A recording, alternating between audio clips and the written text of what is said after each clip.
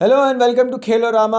इस प्लेटफॉर्म के ऊपर आजकल हम फीफा वर्ल्ड कप 2026 के मैचेस को डिस्कस कर रहे हैं और आज की इस वीडियो में डिस्कस करने जा रहे हैं मैच डे 11 की गेम्स को। एक प्री मैच एनालिसिस, एक प्री गेम एनालिसिस के इन गेम्स में क्या होने जा रहा है, कौन सी टीम्स एक दूसरे के अगेंस्ट खेल रही हैं और किन प्लेयर्स से उम्मीदें रखी जा सकती हैं और कौन से प्लेयर्स उम्मीदों पर पानी फेरेंगे। लेकिन अपनी डिस्कशन शुरू करने से पहले आपसे दरख्वास्त है कि आप हमारे चैनल को सब्सक्राइब कर दें और दूसरे प्लेटफॉर्म्स फेसबुक, इंस्टाग्राम, टिकटॉक पर जाके भी हमें लाइक और फॉलो कर लें।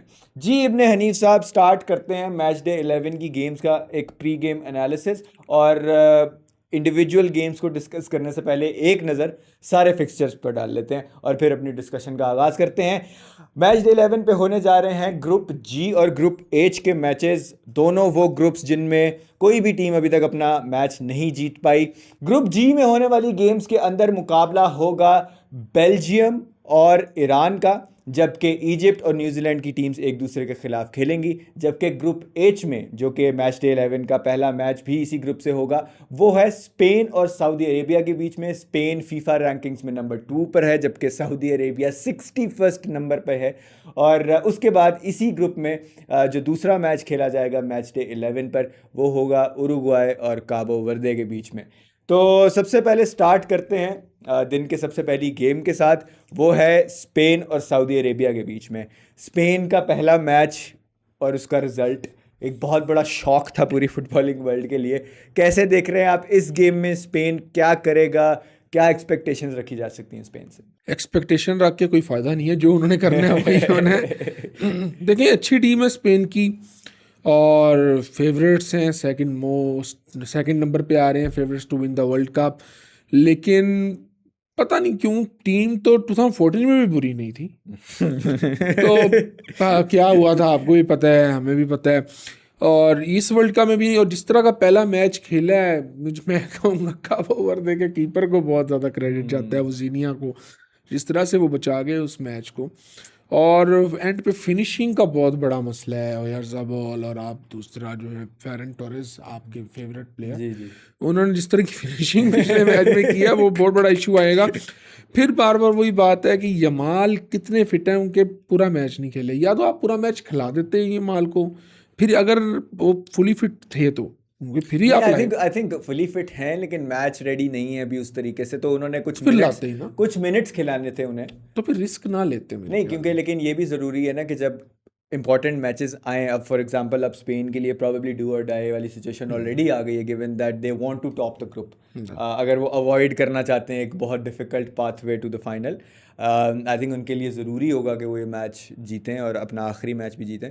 तो उससे पहले बहुत ज़रूरी था कि लमीन यमाल को, और इवन निको विलियम्स भी थोड़ी देर के लिए आए थे या इस गेम में, तो उन दोनों को कुछ ना कुछ मिनट्स ज़रूर दिए जाएं।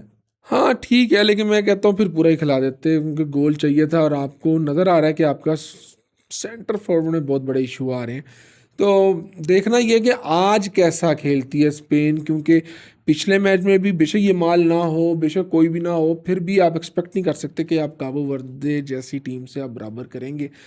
ये एक इनके लिए थ्रेटनिंग सी सिचुएशन है। जबकि दूसरी तरफ पिछले वर्ल्ड कप का स्टार्ट भी सऊदी अरब ने अच्छा किया था, इस वर्ल्ड कप का स्टार्ट भी यूरुग्वे के खिलाफ 1-1 ड्रॉ से किया है। तो सऊदी अरब तो चाह रहा होगा किसी तरह आज अगर जीत ना भी मिले तो एटलीस्ट हम बराबर कर दें, ताकि आखिरी मैच काबो वर्दे से जीत के हम वर्ल्ड कप हिस्ट्री में अपना दूसरा राउंड ऑफ 16 या राउंड ऑफ 32, हम नॉकआउट स्टेज में दूसरी बार प्रेजेंस दे सकें। फर्स्ट उनकी थी 1994 के वर्ल्ड कप में, जो इसी जगह पर यूनाइटेड स्टेट्स में हुआ और था। बाय द वे इनका डेब्यू था वो किसी भी वर्ल्ड कप पे। अब 7वीं पीरियड्स है उनकी वर्ल्ड हाँ, कप तो में। पहली दफ़ा ही वर्ल्ड कप में वो नॉकआउट स्टेज तक नॉकआउट में पहुंचे गए थे। तो उसके बाद कभी नहीं गए, और जर्मनी वाला वो मैच याद आ जाता है फिर। और इस बार अच्छा पिछली बार भी देखिए स्टार्ट इतना अच्छा लेके अगले दोनों मैच हार गए। हाँ हाँ। अब आज देखना है कि अगर वो अपसेट करते हैं या वो ड्रॉ कर जाते हैं तो उनका राउंड ऑफ 32 के लिए चांस बन सकते हैं, उनका आखिरी मैच उनका काबो वर्दे से है। और अगर आज खुदा अनफॉर्चुनेटली या फॉर्चुनेटली स्पेन अगर आज ड्रॉ कर देता है हम्म।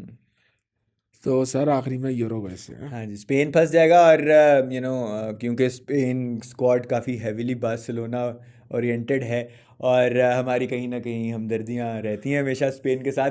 आई would much rather see Borja Iglesias start over Ferran Torres और मिकेल अयारज़ाबाल। दोनों जो हैं वो काफ़ी फ्रस्ट्रेटिंग स्ट्राइकर्स हैं। फेरान टोरेस को तो हम वीक इन वीक आउट, और इवन ओयारज़ाबाल को भी ला लीगा में we see both of them day in day out. Without Nico Williams and Lamine Yamal running on the wings, I don't think so. These two guys on their own can, do a lot. Ferran Torres और Mikel Oyarzabal अच्छे strikers हैं, I mean decent strikers हैं, लेकिन आई think Spain को काफ़ी नुकसान पहुंचाएंगे ये दोनों। I would much rather have Borja Iglesias play up front, even though वो भी सेल्टा वीगो के लिए खेलते किसकी हैं। जगह पे? Either one of them I think. वैसे तो अगर लमीन यमाल और निको विलियम्स दोनों फिट हो जाते हैं, लमीन यमाल के बारे में तो ये एक्सपेक्टेशन है कि वो फिट हैं and he will start the game, तो आई थिंक इनमें से सिर्फ एक प्लेयर ही आपको खिलाना पड़ेगा।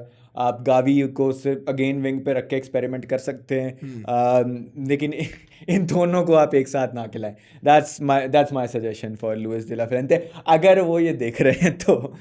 लेकिन in all seriousness I think Spain has to win this game, और आसान नहीं होगा। जो सऊदी के गोलकीपर हैं अलोवेस, उनकी बहुत अच्छी परफॉर्मेंस थी, जस्ट लाइक वजीनिया जिन्होंने स्पेन को काफ़ी तंग किया था लास्ट टाइम अराउंड। और स्पेन का मसला वही है जो बार्सिलोना का है। हाँ, अटैक्स बहुत ज़्यादा होते हैं, चांसेस बहुत ज़्यादा बनते हैं, क्योंकि पीछे इंजन तो you have Pedri in your team. मतलब आपके पास पेद्री है, फाबियन रुइज है आपकी टीम में, मतलब डैनी ऑल्मो है आपकी मिडफील्ड के अंदर, आपकी मिडफील्ड के अंदर रॉड्री चलें, वो he is out of form currently. Gavi हैं जो कि विंग पे खेल रहे थे लास्ट गेम में, लेकिन let's see, I mean you have such a strong midfield. और पोर्चुगल से थोड़ा डिफरेंट है इनकी सिचुएशन, क्योंकि पोर्चुगल तो आई थिंक पोर्चुगल के केस में biggest disappointment was their midfield.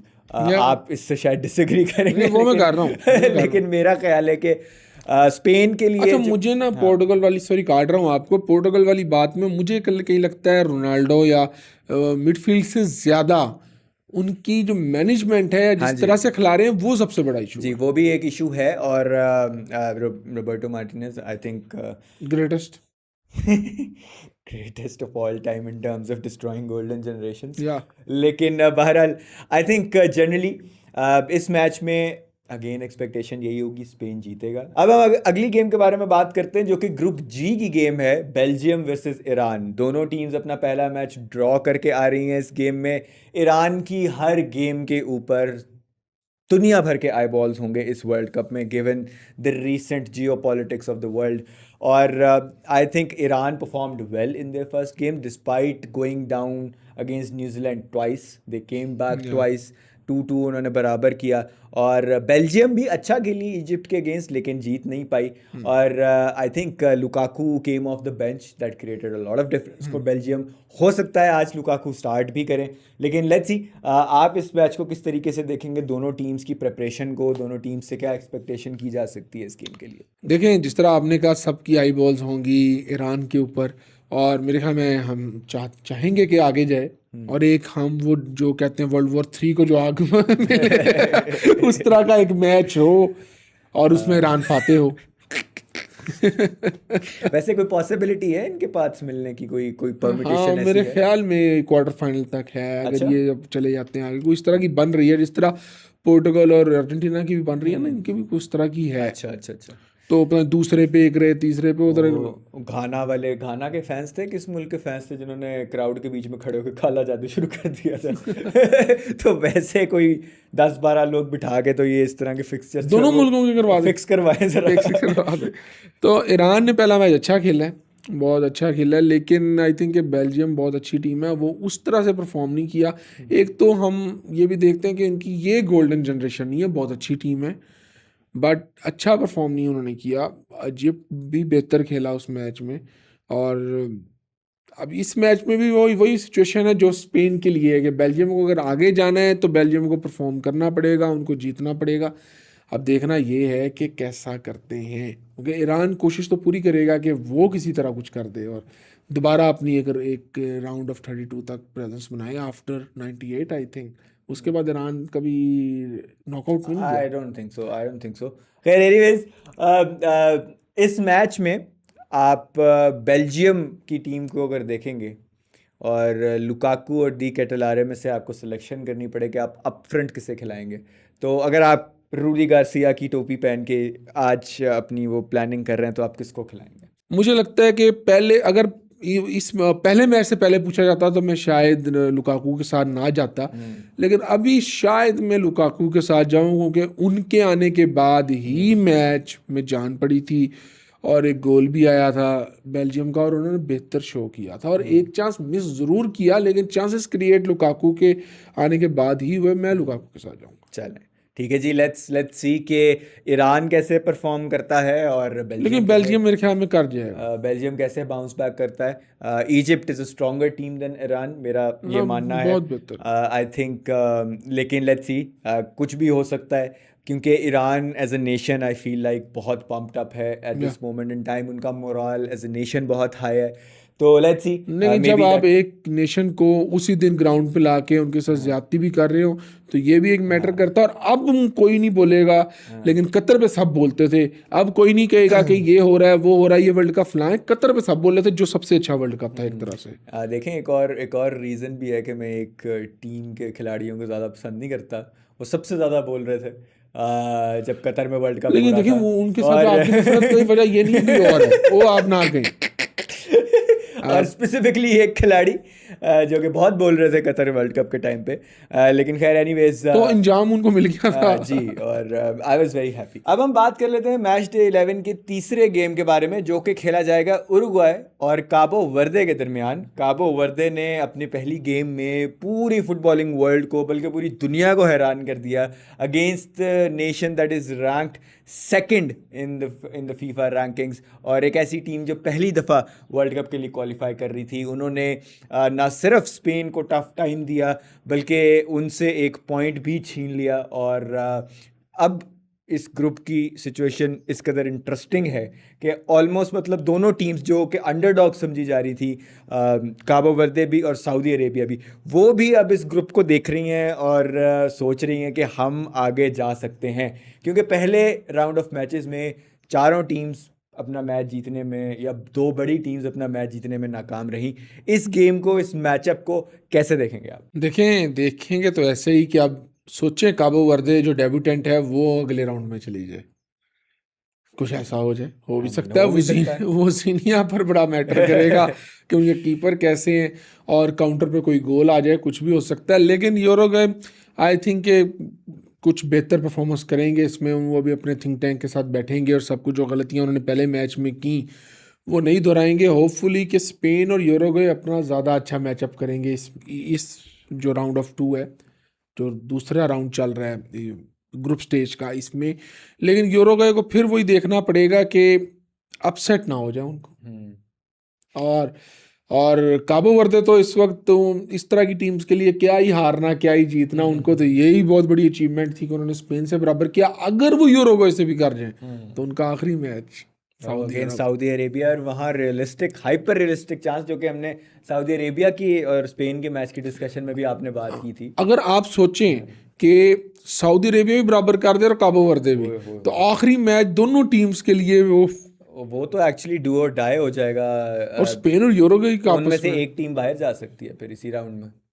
So I mean a lot hangs in the balance right now in this group, और बहुत कुछ है खेलने के लिए for every team in these 2 games. और आपने अपसेट की बात की कि उरुग्वे को देखना चाहिए कि कहीं वो अपसेट ना हो जाए। इनके कोच मार्सेलो बिएल्सा हैं, जो कि एक लेजेंडरी कोच हैं, एक मिथिकल कोच हैं इन फुटबॉलिंग वर्ल्ड।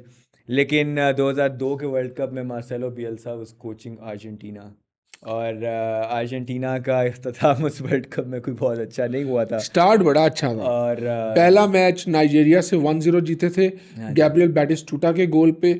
दूसरा मैच इंग्लैंड से हार गए थे 1-0 बैकम की इंग्लैंड से। और तीसरे मैच में ये 1-1 ड्रॉ किया था स्वीडन से, लेकिन 1-1 से बराबर करने के बावजूद बाहर हो गए जी। और देखते हैं कि क्या बनता है। और Marcelo Bielsa has really improved Uruguay team. Uruguay की टीम मार्सेलो बिएल्सा के आने से पहले काफ़ी जो है वो बुरे हालात में चल रही थी कुछ सालों से, लेकिन Bielsa has sort of gotten this team back together. एक नई लुक है यूरुग्वे की टीम की, जो ओल्ड गार्ड था तकरीबन मुस्लेरा के अलावा, that has graduated out of the team now. Luis Suarez, Edinson Cavani, सारे लोग जा चुके हैं जो लास्ट वर्ल्ड कप में भी थे, ये प्लेयर्स, सीनियर प्लेयर्स। तो अब एक फ्रेश स्क्वाड है, लेट्स सी कि वो क्या करते हैं इस मैच के अंदर, और आगे चलते हुए वर्ल्ड कप में क्या करते हैं। डार्विन नूनियस, फेदी वलवर्दे काफ़ी इंपॉर्टेंट होंगे। रोनाल्ड अराउखो भी की हो सकते हैं अभी currently, I think he still injured, लेकिन ड्यूरिंग द वर्ल्ड कप अगर उनकी वापसी होती है, ही इज़ एरर प्रोन, लेकिन moving forward on set pieces, D के अंदर लास्ट मिनट गोल्स अगर कहीं चाहिए हो तो he can come in very handy. So let's see कि कैसे प्रोग्रेस करती है यूरुग्वे की टीम। अब हम बात कर लेते हैं इस मैच डे के फाइनल गेम की, और ये गेम खेली जाएगी न्यूजीलैंड और इजिप्ट के बीच में। न्यूजीलैंड और इजिप्ट दोनों ने ही बड़ा स्ट्रॉन्ग स्टार्ट लिया पहले मैच में अपने, और Egypt drew against Belgium 1-1। Actually at one point in time they were leading 1-0, और उनके पास जितने चांसेस थे they could have actually won the game as well. तो इस लिहाज से इजिप्ट बहुत सारा कॉन्फिडेंस लेके आ रही होगी इस मैच में। न्यूजीलैंड ने ईरान के अगेंस्ट 2 दफ़ा अपनी लीड जो है वो खोई, लेकिन still I mean New Zealand got a point in their first match, तो उनके लिए बहुत बड़ी बात है। और इंटरेस्टिंगली इस गेम के अंदर दोनों teams are looking for their first ever FIFA world cup victory. दोनों टीम्स आज तक जो है वो फीफा वर्ल्ड कप में कभी भी कोई भी मैच नहीं जीती हैं। आप इस गेम को किस तरीके से देखेंगे? जो इजिप्ट है उसने 2018 में जब ये अपने वर्ल्ड कप में आए तो आपको याद होगा सलाह अपने पहले दोनों मैचों में इंजर्ड थे, तीसरे मैच में वो भी हार गया था आई थिंक, अब ये नहीं याद आ रहा किससे था। इजिप्ट वो वाला मैच भी हार गया था। इजिप्ट इस वर्ल्ड कप में बहुत बेहतर टीम लग रही है। आशूर का गोल है, फिर मारमूश हैं, सलाह हैं, तो टीम अच्छी है, कॉम्पैक्ट है। जबकि न्यूजीलैंड की टीम भी बुरी नहीं है। आप देखें क्रिस वुड जो हैं उन्होंने 2 असिस्ट दिए और जस्ट ने 2 गोल किए, वो भी फुली शेप्ड अप हैं। और ईरान के खिलाफ 2 बार लीड लेकर उन्होंने 2 बार लीड गंवाई और वो 2-2 हुआ, एंड हुआ।